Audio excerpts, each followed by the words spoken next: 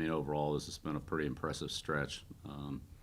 Really played solid in all three phases of the game, getting contributions from everybody, offensively, running game, passing game, receivers, tight ends, backs, quarterback.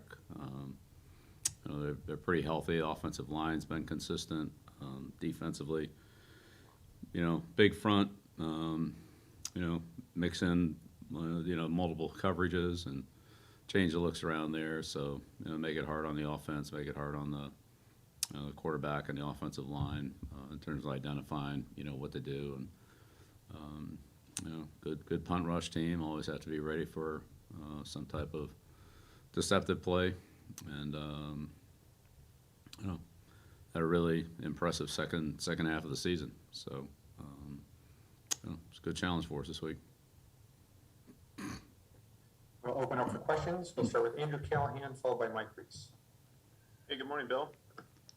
I wanted to ask you, as we've done many times before, about the Dolphins' use of RPOs, and I understand there's a difference between using them sporadically, but Miami, from what I can tell, leads the league. So how does that affect your defensive game planning, or maybe some focuses this week in practice? Yeah, I think they run more of them than anybody we've seen. We saw a lot from them in the first game. We saw them from Philadelphia in preseason, and they pump up from time to time. But yeah, there's definitely a lot more from Miami. So just plays that we'll have to play properly. Obviously, depending on what we're in and which version they run. They mix it up quite a bit. They run the same plays. They run them from different personnel groups, different formations. They build them differently. They usually don't just sit there and let you see what you're going to get and then play it. They create it different ways so that it's you don't really recognize it until the last second. And so but yeah, they do a good job. They run a lot of them, and we'll see how we handle it.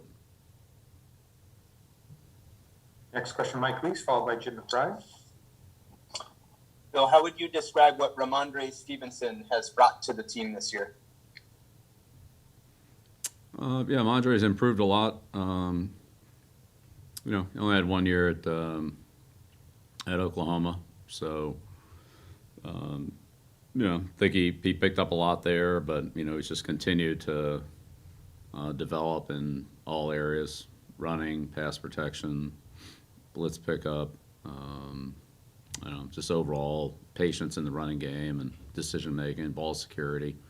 He's worked really hard. Give the kid a lot of credit. He's been asked to do a lot of things, and he's put in the extra time and really embraced the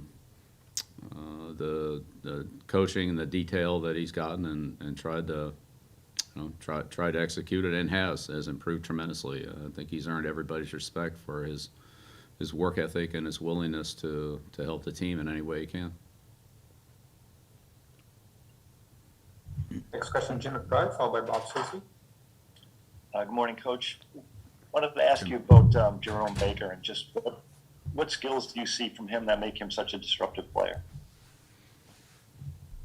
Oh, he's fast. He's quick. He's played a couple different positions for him. He's played inside. He's played a little bit more outside, blitzed and been in coverage, and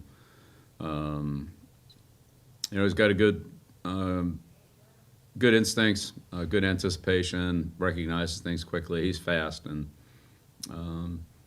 little bit undersized, but certainly makes up for it with his anticipation, getting ahead of some plays, and he's a good blitzer and covers a lot of ground in the pass coverage. So whether it's man or zone, so he's he's done a really good job for him and has shown quite a bit of versatility in his skills. Thank you. Yeah, you're welcome. Our next question, Bob Stacey, followed by Chris Ryan. Thanks, Dave. Good morning, Bill. Hey, Bob. Bill, I want to ask about the relationship between bringing pressure and being able to tackle as well as the Dolphins seem to do. When you look at them as they try to exert a lot of pressure on quarterback, as you watch them on tape or even for any defense, how important is it to have that marriage of rush with guys to the ball? I would imagine a lot of times that pass rush or that pressure is brought to get rid of the ball, force the quarterback to unload quickly. to make the tackles, as close to the line of scrimmage as you can. All right. Well, I mean, tackling is really the most important component of any defense, any defensive player. I mean, if you can't get the guy with the ball on the ground, then it's probably gonna be a long day. So it's important, and of course, if you bring, as you mentioned, if you bring more people on pressure, you got fewer people to tackle. So catch and run plays, one missed tackle, you can have a problem there. But Dolphins are they're a good tackling team.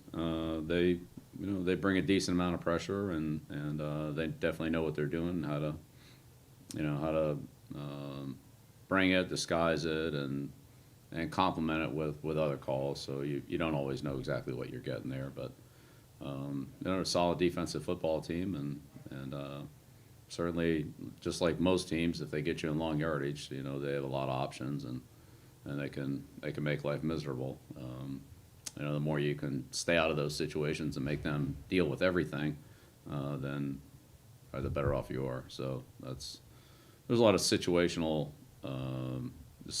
aspect that plays into all that. But that's if they can create those situations, they have a big advantage, and vice versa. You can negate them by not being in a lot. Thanks, I appreciate it. I know I struggled to kind of articulate whatever question was there. Thanks. Yeah, no problem. Next question, Chris Ryan, followed by Dakota Randall. Morning, Bill. Wanted to ask you about how kind of far into the weeds you get in deciding how you're going to approach a game like this, where there's all these various scenarios about where the team may finish. There's the Buffalo game before. There's the risk reward of injury versus preparation. How do you decide how to best approach a game like this?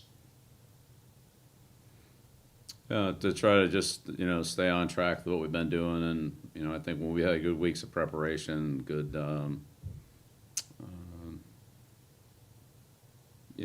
preparation, practice,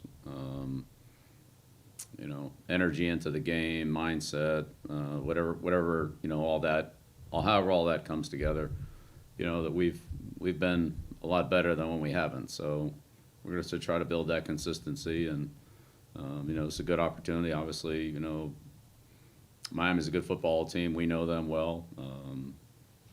They know us well. So that's it's a good. We haven't played each other all year, but it's been, overall, it's a lot of familiarity between the two teams, and so this will be a good opportunity for us to really hone in on our fundamentals, our execution, our communication, and worry about next week.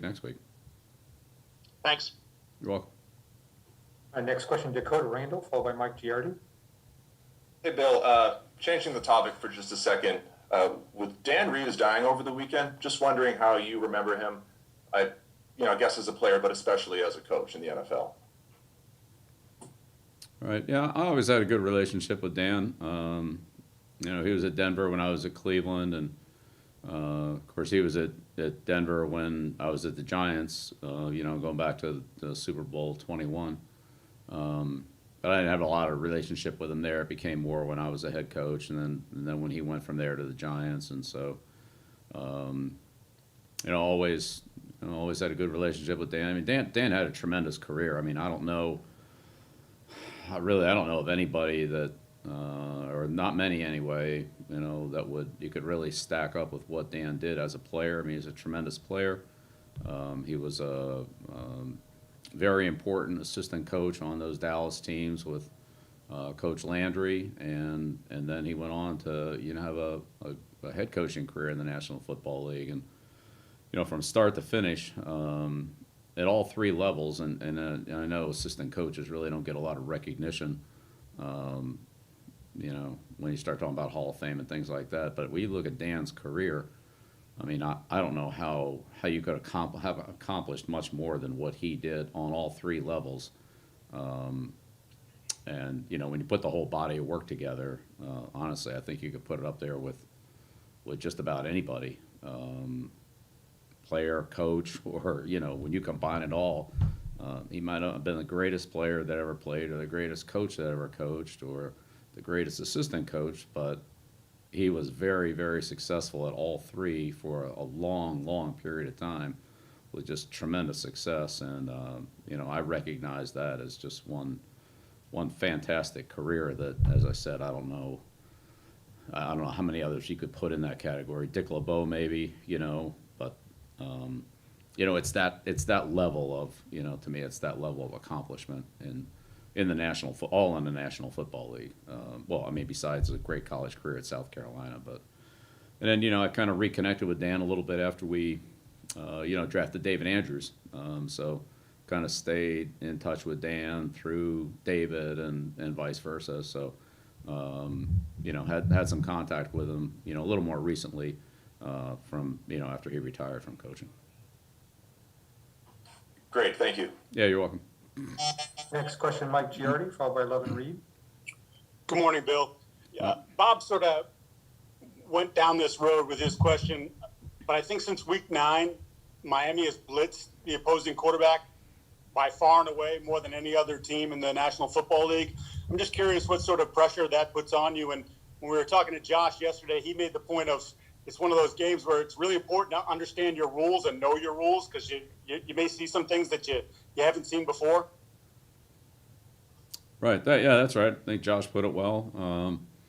They can bring pressure, but they can also not bring pressure. We've played games against them where the game was almost exclusively 3-man rush, and then we played games and seen games like the Baltimore game this year where they're bringing max pressure in the ballpark of, call it, 20 times, and then we've seen them in between, where it's a little bit of this, a little bit of that, some blitz zone, some blitz man, some man-to-man, some zone, and I'd say that they've, over the course of the season this year, from where they finished last year and where it looked like they started the season, that they've added more variety to their defensive play calling, more zone, more blitz zone, some safety blitz pressure that they've added. So, they're a game plan team, and you have to be ready for a lot of things, and we'll just have to see what we get. But I think it'd be a mistake for us to sit here and practice,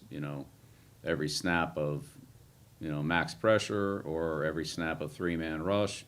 It could be any of those, and they could come in different quantities depending on how much success they're having with it too. So we'll have to, be ready for all of it. I'd say at this point in the season, we've pretty much seen everything.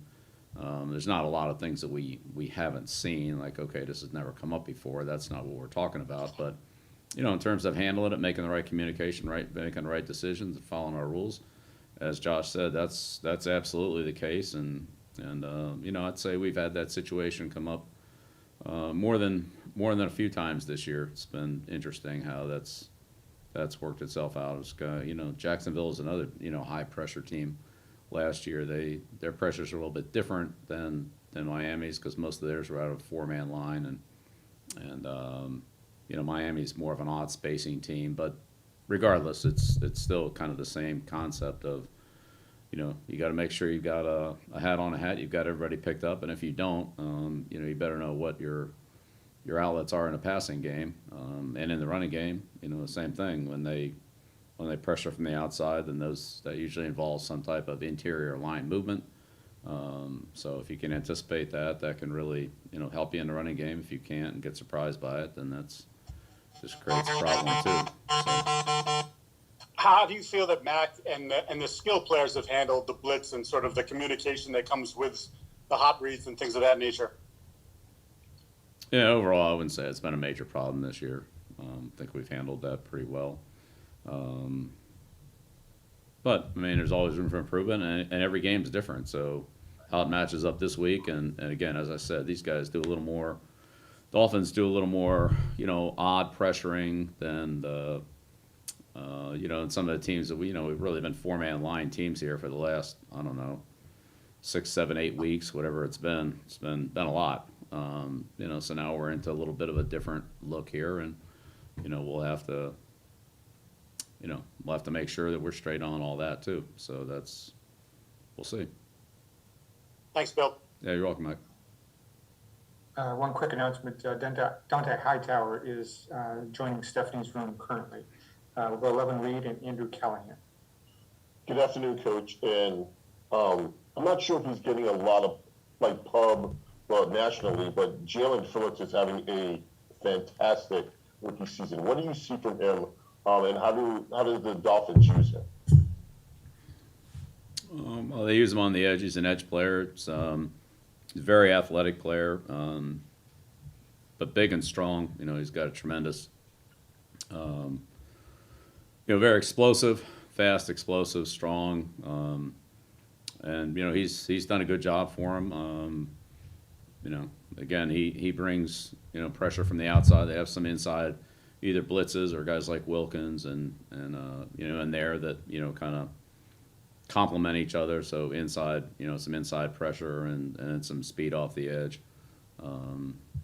But yeah, he's been a guy's done a good job for him. Holland have a couple of good young players there on defense that they've added, and it definitely helped them. Next question, Andrew Callahan. Hey, Bill, I understand this was one game, but going back to the opener against Miami, what, if anything, did you learn, considering how much they blitzed that day, just about Mac, understanding obviously that was his first game, and you don't really know how a player's going to react until he's in the fire or something like that? Yeah, I mean, I thought he handled that. Again, it's really team execution. I mean, one guy can't handle a blitz by himself. I mean, you've got to have receivers doing the right thing. You've got to have the pass protection working together, and the quarterback's got to, know what who the protection has, who they don't have, and get the ball out accordingly, and see the roaming players that are in a blitz zone or that drop out in a man blitz and that kind of thing. So, look, the biggest thing from the first game is we just have to do a better job. Obviously, in the red area, we have to do a better job of ball security offensively. And, we're going to score points, then we're going to have to do those things better. So that's, we'll see how it goes this week, but that's really the big challenge against Miami. They do a good job of not giving up a lot of points, and, we're going to have to work harder to score them. Thank you. Yeah, And last question, Mike Reese.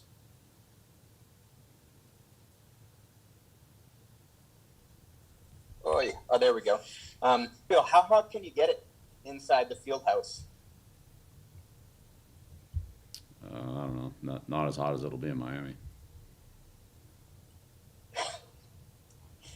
And was that, let's see, on that, like outside, inside today? I know it's not the biggest deal. I oftentimes hear you say it's going to be about the execution more than the conditions. Practicing inside today, why was that considered the best decision for the team today? Yeah, well, a number of factors involved, but yeah, just we'll be in there today, and we'll see what tomorrow brings.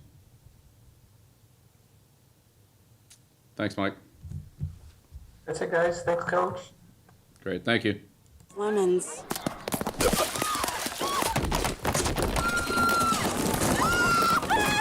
New Bud Light Seltzer Lemonade, packed with lemonade flavor after a lemon of a year. Opponents? I've gone up against thousands. And there's an opponent we're all up against, COVID-19. But there's a way to beat it. Get vaccinated. So when it's your turn, roll up your sleeves. And let's get to the finish line together.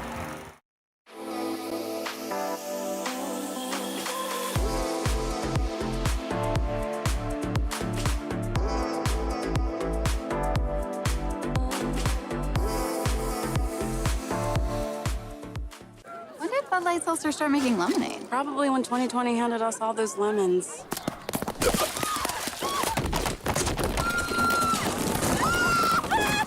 New Bud Light Seltzer Lemonade, packed with lemonade flavor after a lemon of a year.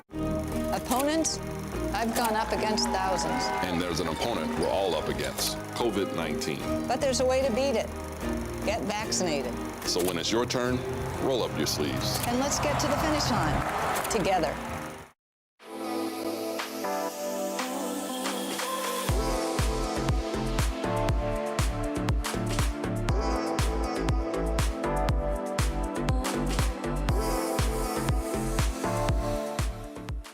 When did Bud Light Seltzer start making lemonade? Probably when 2020 handed us all those lemons.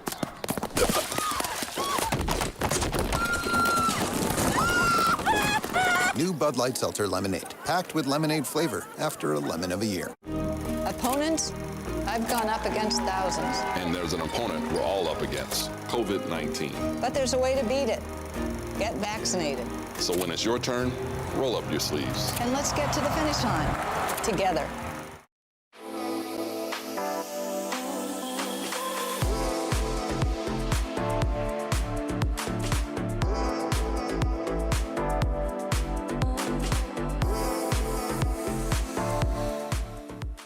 When did Bud Light Seltzer start making lemonade? Probably when 2020 handed us all those lemons.